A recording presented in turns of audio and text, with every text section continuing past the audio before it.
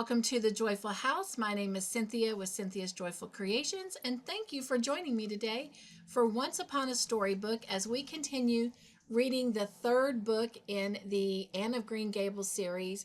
This one is titled Anne of the Island, and today we're going to be reading chapters 3 and 4.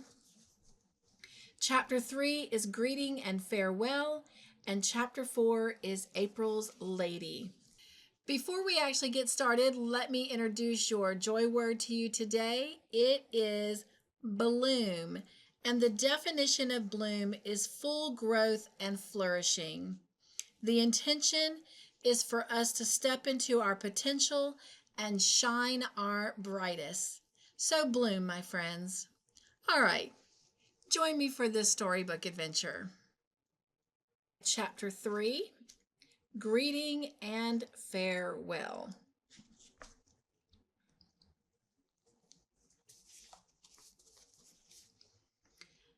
Charlie Sloane, Gilbert Blythe, and Anne Shirley left Avonlea the following Monday morning. Anne had hoped for a fine day. Diana was to drive her to the station, and they wanted this, their last drive together for some time, to be a pleasant one. But when Anne went to bed Sunday night, the east wind was moaning around Green Gables with an ominous prophecy which was fulfilled in the morning. Anne awoke to find raindrops pattering against her window and shadowing the pond's gray surface with widening rings. Hills and sea were hidden in the mist, and the whole world seemed dim and dreary. Anne, dressed in the cheerless gray dawn for an early start, was necessary to catch the boat train. She struggled against the tears that would well up in her eyes in spite of herself. She was leaving the home that was so dear to her, and something told her that she was leaving it forever, save as a holiday refuge. Things would never be the same again. Coming back for vacations would not be living there. And oh, how dear and beloved everything was. That little white porch room, sacred to the dreams of girlhood, the old snow queen at the window, the brook in the hollow, the dryad's bubble, the haunted wood, and lover's lane, all the 1,001 dear spots where memories of the old years bided. Could she ever be really happy anywhere else? Breakfast at Green Gables that morning was a rather doleful meal. Davy, for the first time in his life, probably could not eat, but blubbered shamelessly over his porridge. Nobody else seemed to have much appetite save Dora, who tucked away her rations comfortably. Dora, like the immortal and most prudent Charlotte, who went on cutting bread and butter when her frenzied lover's body had been carried past on a shutter, was one of those fortunate creatures who are seldom disturbed by anything. Even at 8, it took a great deal to ruffle Davy's placidity. She was sorry Anne was going away, of course, but that wasn't any reason why she would fail to appreciate a poached egg on toast. Not at all, and seeing that Davy could not eat his, Dora ate it for him. Promptly on time, Diana appeared with horse and buggy, her rose face glowing above her raincoat. The goodbyes had to be said then somehow. Miss Lynde came in from her quarters to give Anne a hearty embrace and warned her to be careful of her health, whatever she did. Marilla, brusque and tearless, pecked Anne's cheek and said she supposed they'd hear from her when she got settled. A casual observer might have concluded that Anne's going mattered very little to her, unless said observer had happened to get a good look in her eyes. Dora kissed Anne primly and squeezed out 2 decorous little tears, but Davy, who had been crying on the back porch step ever since they rose from the table, refused to say goodbye at all. When he saw Anne coming towards him, he sprang to his feet, bolted up the back stairs, and hid in a clothes closet, out of which he would not come. His muffled howls were the last sounds Anne heard as she left Green Gables. It rained heavily all the way to Bright River, to which station they had to go, since the branch line train from Cromarty did not connect with the boat train. Charlie and Gilbert were out of the station platform when they reached it, and the train was whistling were on the station platform when they reached it, and the train was whistling. Anne had just time to get her ticket and trunk checked, say a hurried farewell to Diana, and hasten on board. She wished she were going back with Diana to Avonlea. She knew she was going to die of homesickness.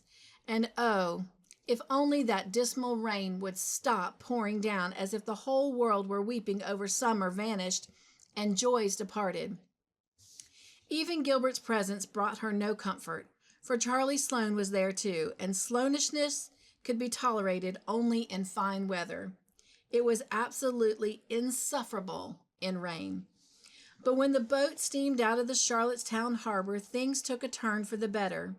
The rain ceased and the sun began to burst out goldenly now and again between the rents in the clouds, burnishing the gray seas with copper-hued radiance, and lighting up the mist that curtained the island's red shores with gleams of gold, foretokening a fine day after all.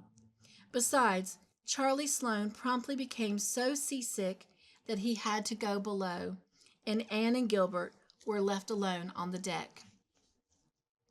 I'm very glad that all the Sloanes get seasick as soon as they get on water, thought Anne mercilessly.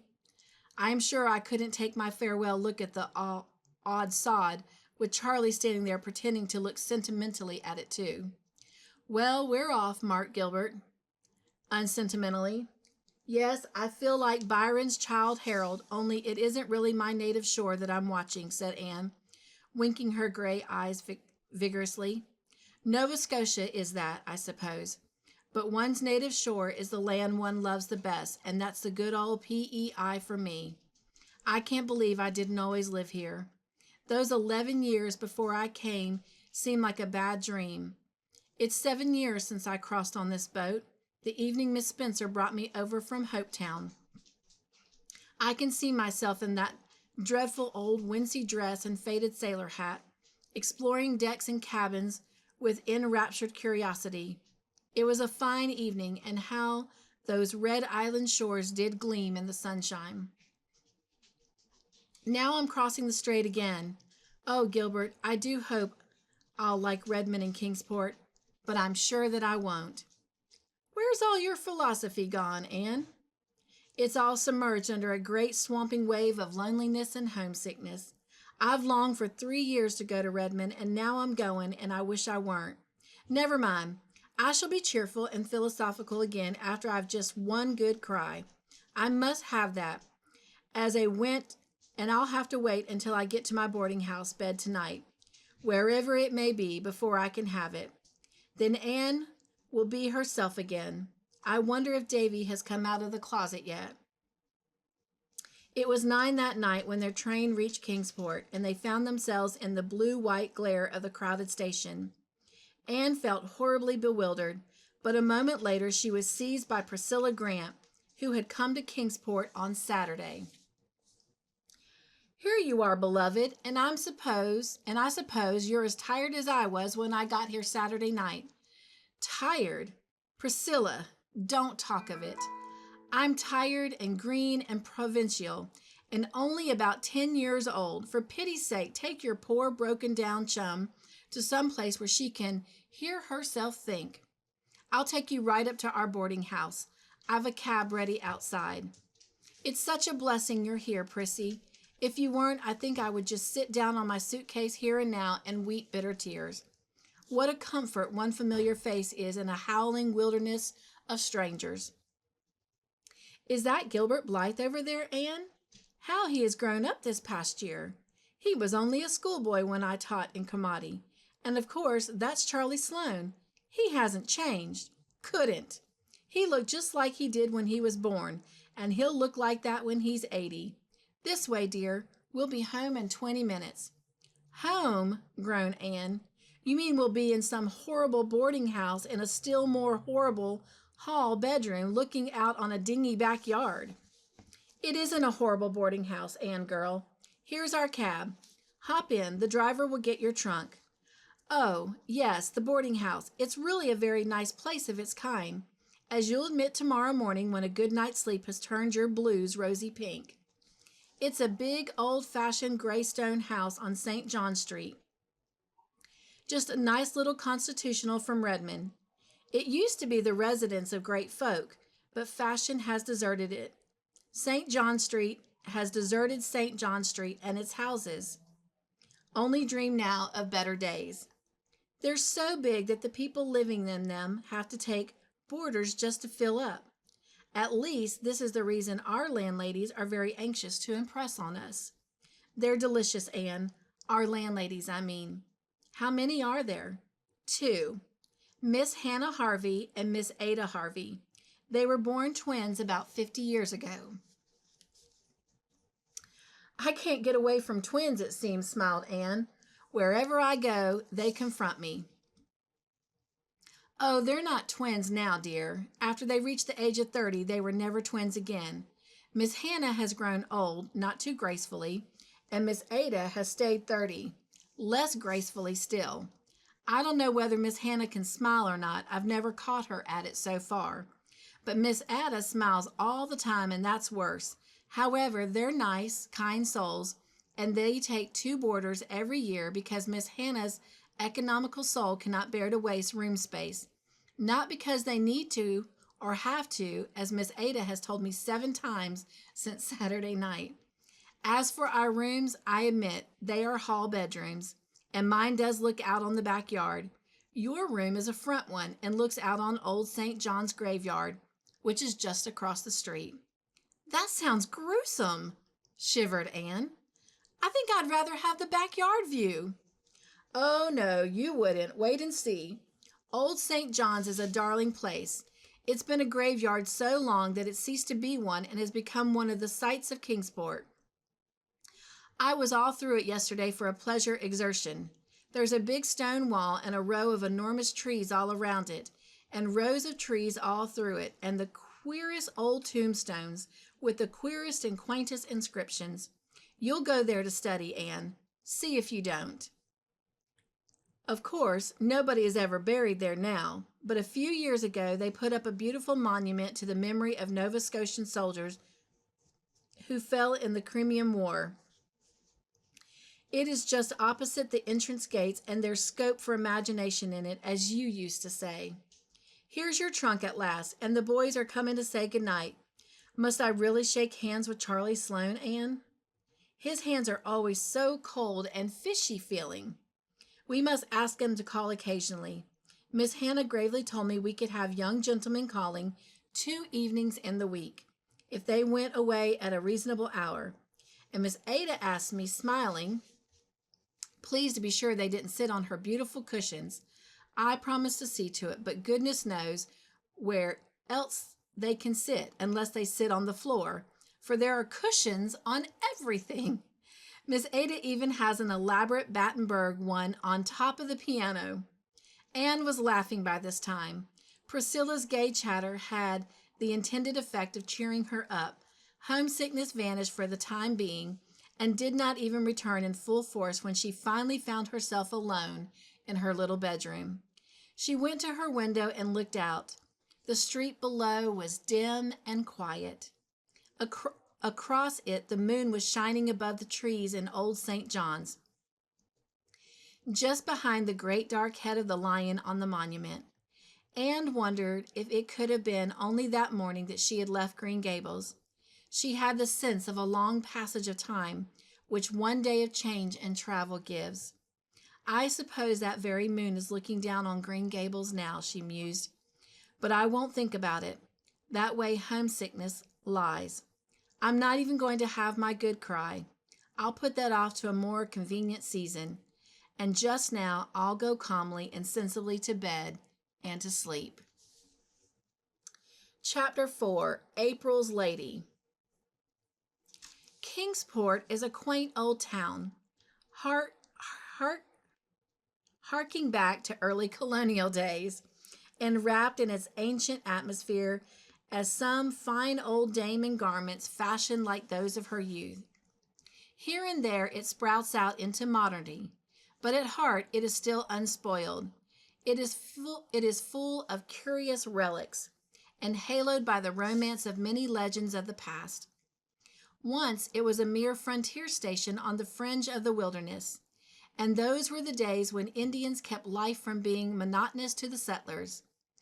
Then it grew to be a bone of contention between the British and the French, being occupied now by the one and now by the other, emerging from each occupation with some fresh scar of battling nations branded on it. It has in its park, excuse me,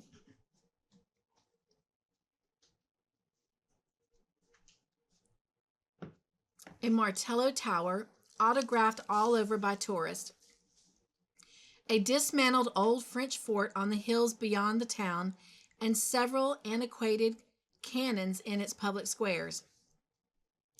It has other historic spots also, which may be hunted out by the curious, and none is more quaint and delightful than Old St. John's Cemetery at the very core of the town, with streets of quiet, old-time houses on two sides and busy, bustling modern thoroughfares on the others. Every citizen of Kingsport feels a thrill of possessive pride in Old St. John's, for, if he be of any pretensions at all, he has an ancestor buried there with a queer, crooked slab at his head, or else sprawling protectively over the grave on which all the main facts of his history are recorded. For the most part, no great art or skill was lavished on those old tombstones.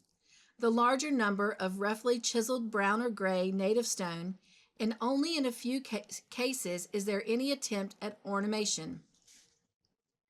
Some are adorned with skull and crossbones, and this grisly decoration is frequently coupled with a cherub's head. Many are prostrate and in ruins. Into almost all time's tooth has been gnawing, until some inscriptions have been completely effaced, and others can only be deciphered with difficulty. The graveyard is very full and very bowery, for it's surrounded and intersected by rows of elms and willows, beneath whose shade the sleepers must lie very dreamlessly, forever crooned to by the winds and leaves over them, and quite undisturbed by the clamor of traffic just beyond. Anne took the first of many rambles in Old St. John's the next afternoon. She and Priscilla had gone to Redmond in the forenoon and registered as students, after which there was nothing more to do that day. The girls gladly made their escape, for it was not exhilarating to be surrounded by crowds of strangers, most of whom had a rather alien appearance, as if not quite sure where they belonged. The Freshettes stood about in detached groups of 2 or 3, looking askance at each other. The Freshies, wiser in their day and generation, had banded themselves together on the big staircase of the entrance hall, where they were shouting out glees with all the vigor of youthful lungs, as a species of defiance to their traditional enemies, the sophomores, a few of whom were prowling lofty about, looking properly disdainful of the unlit cubs on the stairs. Gilbert and Charlie were nowhere to be seen. "Little did I think the day would ever come when I'd be glad of the sight of a Sloane," said Priscilla, as they crossed the campus. "But I'd welcome Charlie's goggle eyes almost ecstatically. At least they would be familiar eyes." "Oh," sighed Anne, "I can't describe how I felt when I was standing there, waiting my turn to be registered, as insignificant as the teeniest drop in a most enormous bucket. It's bad enough to feel insignificant, but it's unbearable to have it grained into your soul that you will never, can never be anything but insignificant, and that is how I did feel, as if I were invisible to the naked eye, and some of those sophs might step on me. I knew I would go down to my grave unwept, unhonored, and unsung." "Wait till next year," comforted Priscilla. "Then we'll be able to look as bored and sophisticated as any sophomore of them all. No doubt it is rather dreadful to feel insignificant, but I think it's better than to feel as big and awkward as I did, as if I were sprawled all over Redmond. That's how I felt.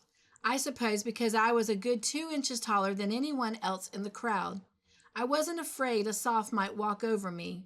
I was afraid they'd take me for an elephant or an overgrown sample of a potato-fed islander. I suppose the trouble is we can't forgive Big Redmond for not being Little Queen," said Anne, gathering about her the shreds of her old cheerful philosophy to cover her nakedness of spirit. When we left Queens, we knew everybody and had a place of our own. I suppose we have been unconsciously expecting to take life up at Redmond just where we left off at Queens. And now we feel as if the ground had slipped right from under our feet. I'm thankful that neither Miss Lynn nor Miss Elijah Wright know or ever will know my state of mind at present. They would exult in saying, "I told you so," and be convinced it was the beginning of the end, whereas it is just the end of the beginning. Exactly. That sounds more Annish. In a little while we'll be acclimated and acquainted, and all will be well, Anne. Did you notice the girl who stood alone just outside the door of the co-ed's dressing room all the morning? The pretty one with the brown eyes and crooked mouth? Yes, I did. I noticed her particularly because she seemed the only creature there who looked as lonely and as friendless as I felt. I had you, but she had no one. I think she felt pretty all by herself as too. Several times I saw her make a motion as if to cross over to us, but she never did it. Too shy. I suppose. I wish she would come. If I hadn't felt so much like the aforesaid elephant, I'd have gone to her. But I couldn't lumber across that big hall with all those boys howling on the stairs. She was the prettiest freshette I saw today. But probably favor is deceitful and even beauty is vain on your first day at Redmond, concluded Priscilla with a laugh. I'm going across to Old St. John's after lunch, said Anne. I don't know that a graveyard is a very good place to go to get cheered up, but it seems the only get-at-able place where there are trees, and trees I must have. I'll sit on one of those old slabs and shut my eyes and imagine I'm in Avonlea woods. Anne did not do that, however, for she found enough of interest in Old St. John's to keep her eyes wide open. They went in by the entrance gates, past the simple, massive stone, and surmounted by the great Lion of England. And on Inkerman yet the wild bramble is gory, and those bleak heights henceforth shall be famous in story, quoted Anne, looking at it with a thrill. They found themselves in a dim, cool green place where winds were fond of purring. Up and down the long grassy aisles they wandered, reading the quaint, voluminous epitaphs carved in an age epitaphs carved in an age that had more leisure than our own. Here lies the body of Albert Crawford, Esquire, read Anne from a worn grain slab, for many years keeper of His Majesty's Ordnance at Kingsport. He served in the army till the peace of 1763, when he retired from bad health. He was a brave officer, the best of husbands, the best of fathers, the best of friends. He died October 29, 1792, age 84 years. Now there's an epitaph for you, Prissy. There's certainly some scope for imagination in it. How full such a life must have been of adventure. And as for his personal qualities, I'm sure human eulogy couldn't go further. I wonder if they told him he was all those best things while he was alive. Here's another, said Priscilla. Listen. Sorry. To the memory of Alexander Ross, who died on the 22nd of September, 1840, age 43 years. This is raised as a tribute of affection by one whom he served so faithfully for 27 years that he was regarded as a friend, deserving the fullest confidence and attachment. A very good epitaph, commented Anne thoughtfully. I wouldn't wish a better. We are all servants of some sort, and the fact that we are faithful can be truthfully inscribed on our tombstones. Nothing more needed to be added. Here's a sorrowful little gray stone, Prissy, to the memory of a favorite child. And here is another erected to the memory of one who is buried elsewhere. I wonder where that unknown grave is. Really, Priss, the graveyards of today will never be as interesting as this. You were right. I shall come here often. I love it already. I see we're not alone here. There's a girl down at the end of this avenue. Yes, and I believe it's the very girl we saw at Redmond this morning. I've been watching her for 5 minutes. She has started to come up the avenue exactly half a dozen times, and half a dozen times has she turned and gone back. Either she's dreadfully shy or she has got something on her conscience. Let's go and meet her. It's easier to get acquainted in a graveyard than at Redmond, I believe. They walked down the long grassy arcade towards the stranger, who was sitting on a gray slab under an enormous willow. She was certainly very pretty, with a vivid, irregular, bewitching type of prettiness. There was a gloss as of brown nuts on her satin-smooth hair, and a soft, ripe glow on her round cheeks. Her eyes were big and brown and velvety under oddly pointed black brows, and her crooked mouth was rose red. She wore a smart brown suit with two very modish little shoes peeping from beneath it, and her hat of dull pink straw, wreathed with golden brown poppies, had the indefiable, unmistakable air which pertains to the creation of an artistry in millinery. Priscilla had a sudden stinging conscience that her own hat had been trimmed by her village store milliner, and Anne wondered uncomfortably if the blouse she had made herself and which Miss Lynn had fitted looked very countrified and homemade beside the stranger's smart attire. For a moment, both girls felt like turning back. But they had already stopped and turned towards the gray slab. It was too late to retreat, for the brown-eyed girl had evidently concluded that they were coming to speak to her.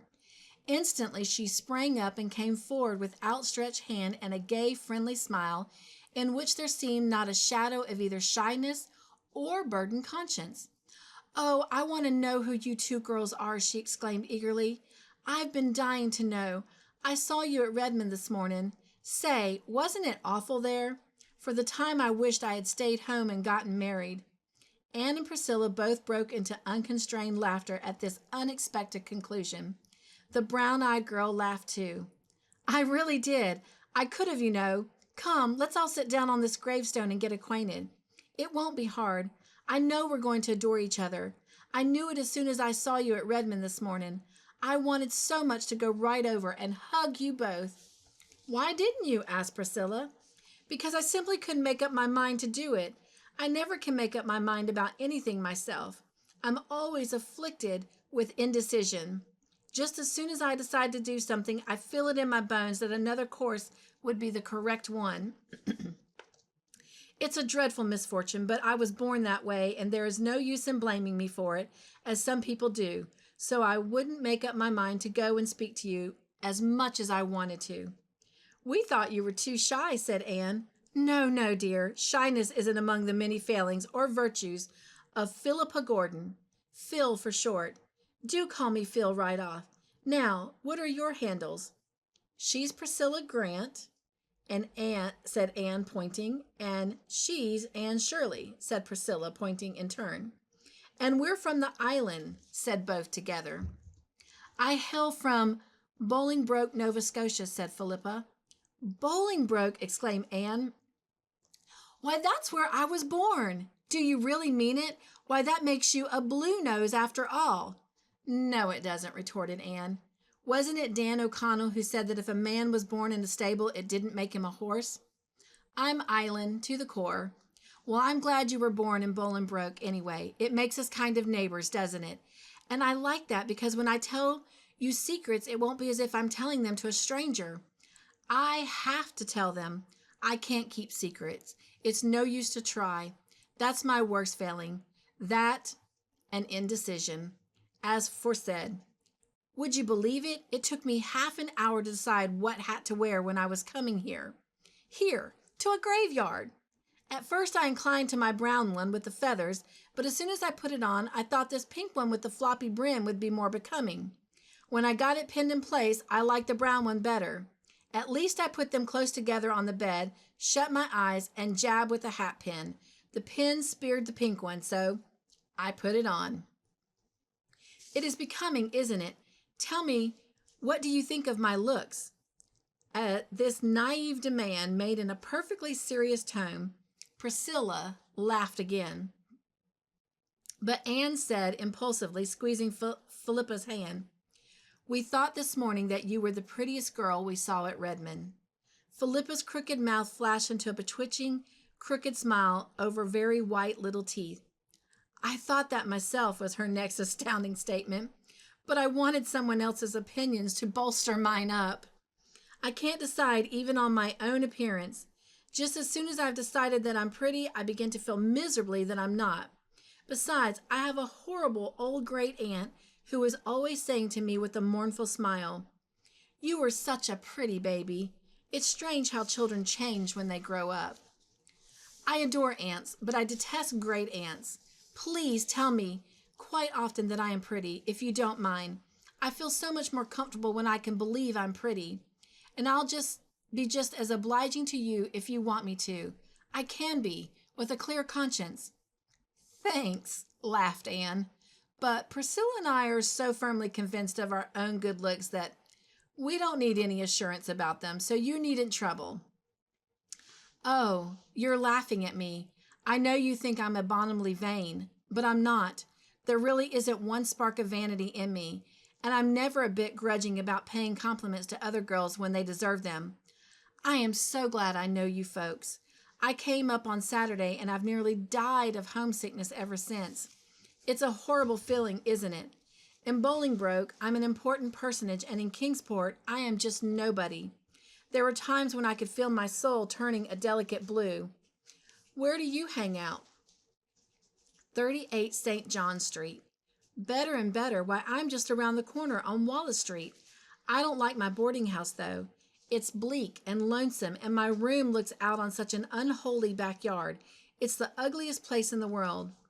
As for cats, well, surely all the Kingsport cats can't congregate there at night, but half of them must.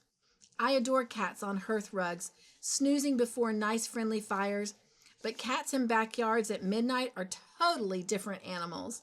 The first night I was here, I cried all night, and so did the cats. You should have seen my nose in the morning. How I wished I had never left home. I don't know how you managed to make up your mind to come to Redmond at all, if you're really such an undecided person, said amused Priscilla. Bless your heart, honey. I didn't. It was Father who wanted me to come here.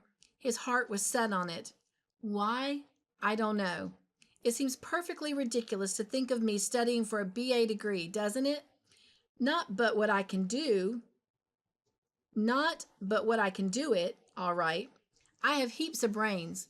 Oh, said Priscilla vaguely. Yes, but it's such hard work to use them. And BAs are such learned, dignified, wise, solemn creatures. They must be. No, I didn't want to come to Redmond. I did it just to oblige Father. He is such a duck. Besides, I knew if I stayed home, I'd have to get married. Mother wanted that. Wanted it decidedly.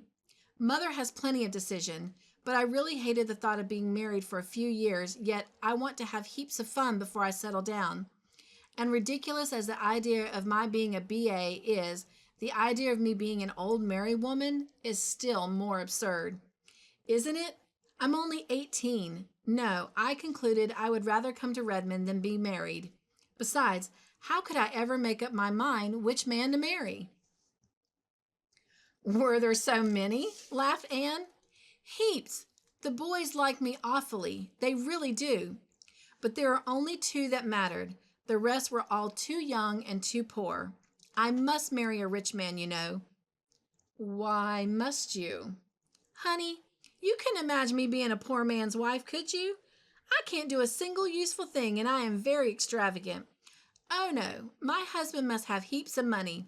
So that narrowed them down to two. But I couldn't decide between two any easier than between 200.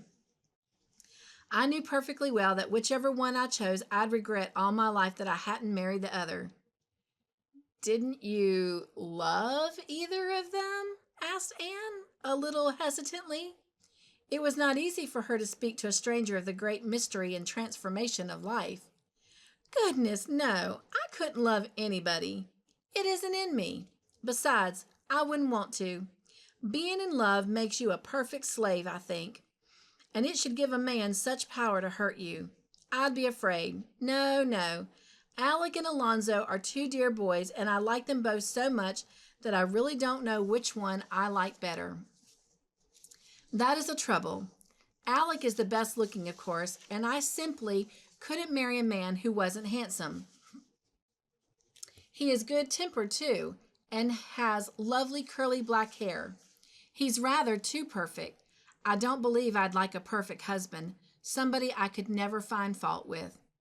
Then why not marry Alonzo? Asked Priscilla gravely. Think of marrying a name like Alonzo, said Phil dolefully. I don't believe I could endure it. But he has a classic nose, and it would be a comfort to have a nose in the family that could be depended on. I can't depend on mine. So far, it takes after the Gordon pattern, but I'm afraid it will develop Burns tendencies as I grow older. I examine it every day anxiously to make sure it's still Gordon. Mother was a Byrne and has the Byrne nose in the Byrnest degree. Wait till you see it. I adore nice noses. Your nose is awfully nice, Anne Shirley. Alonzo's nose nearly turned the balance in his favor. But Alonzo? No, I couldn't decide. If I could have done as I did with the hats, stood them both up together, shut my eyes, and jabbed with a hat pin, it would have been quite easy. What did Alec and Alonzo feel like when you came away? Queried Priscilla. Oh, they still have hope. I told them they'd have to wait till I could make up my mind, and they are quite willing to wait. They both worship me, you know. Meanwhile, I intend to have a good time. I expect I shall have heaps of beaux at Redmond. I can't be happy unless I have, you know. But you don't think the freshmen are fearfully homely? I saw only one really handsome fellow among them. He went away before you came. I heard his chum call him Gilbert. His chum had eyes that stuck out that far. But you're not going yet, girls. Don't go yet. I think we must, said Anne rather coldly. It's getting late, and I've work to do. But you'll both come to see me, won't you? Asked Philippa, getting up and putting an arm around each. And let me come to see you. I want to be chummy with you. I've taken such a fancy to you both, and I haven't quite disgusted you with my frivolity, have I? Not quite, laughed Anne, responding to Phil's squeeze with a return of cordiality. Because I'm not half so silly I've seen on the surface, you know. You must accept Philippa Gordon as the Lord made her, with all her faults, and I believe you'll come to like her. Isn't this graveyard a sweet place? I'd love to be buried here. Here's a grave I didn't see before. This one in the iron railing. Oh, girls, look, see the stones? They say it's the grave of a middy who was killed in a fight between the Shannon and the Chesapeake. Just fancy. Anne paused by the railing and looked at the worn stone, her pulses thrilling with sudden excitement. The old graveyard, with its overarching trees and long aisles of shadows, faded from her sight. Instead, she saw the Kingsport harbor of nearly a century agone. Out of the mist came slowly a great frigate brilliant with the mitre flag of England. Behind her was another with a still, heroic form, wrapped in its own starry flag, lying on the quarter deck, the gallant Lawrence. Time's finger had turned back his pages, and that was the Shannon sailing triumphant up the bay with the Chesapeake as her prize. Come back, Anne Shirley, come back, laughed Philippa, pulling her arm. You're 100 years away from us. Come back. Anne came back with a sigh. Her eyes were shining softly. I've always loved that old story, she said, and although the English won that victory, I think it was because of the brave defeated commander. I love it. This grave seems to bring it so near and make it so real. This poor little middy was only 18. He died of desperate wounds received in gallant action. So reads his epitaph. It is such as a soldier might wish for. Before she turned away, Anne unpinned the little cluster of purple pansies she wore and dropped it softly on the grave of the boy who had perished in the great sea duel. Well, what do you think of our new friend? Asked Priscilla when Phil had left them. I like her. There is something very lovable about her, in spite of all of her nonsense. I believe, as she says herself, that she isn't half as silly as she sounds. She's a dear, kissable baby, and I don't know that she'll ever really grow up. I like her too, said Priscilla decidedly. She talks as much about boys as Ruby Gillis does, but it always enrages or sickens me to hear Ruby, whereas I just wanted to laugh good-naturedly at Phil. Now, what is the why of that? There is a difference, said Anne meditatively. I think it's because Ruby is really so conscious of boys. She plays at love and love-making. Besides, you feel when she is boasting of her beau that she is doing it to rub it well into you that you haven't half so many. Now, when Phil talks of her beau, it sounds as if she was just speaking of chums.